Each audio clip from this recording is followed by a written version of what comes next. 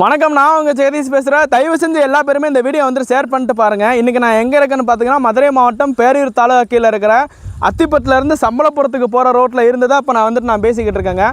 ஒரு காலத்தில் இந்த பாதை வந்துட்டு வண்டி பாதையாக வந்துட்டு இருந்துச்சுங்க. சுற்றி பேக்ரவுண்ட் வந்துட்டு பார்த்திங்கன்னா விவசாய இடம் தான்.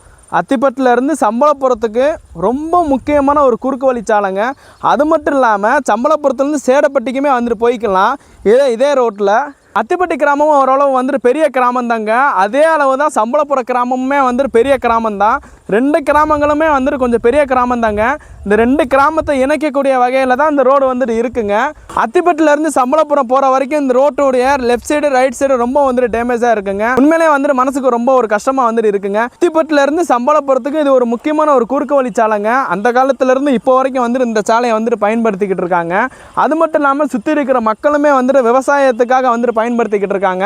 எல்லா பேருமே வந்துட்டு ஒரு சிட்டிக்கு தான் வந்துட்டு நல்ல நல்ல திட்டங்களை வந்துட்டு கொண்டு வராங்க. ஓகே, நான் வந்துட்டு அரசாங்கத்தை நான் குறை சொல்லலை. ஒரு பெரிய பெரிய நகரங்களுக்கு நீங்கள் நிறைய திட்டத்தை நீங்கள் கொண்டு வரீங்க, கண்டிப்பாக வந்துட்டு ஏற்றுக்கிறோம், இல்லைன்றல. ஆனால் இந்த மாதிரி கிராமப்புறங்களுக்கு வந்துட்டு இந்த மாதிரி ரோடு தான் வந்துட்டு ஒரு பெரிய திட்டம். உண்மையாக சொல்ல போனால் நெடுஞ்சாலைத்துறைக்கு ஒரு முக்கியமான ஒரு கோரிக்கைங்க.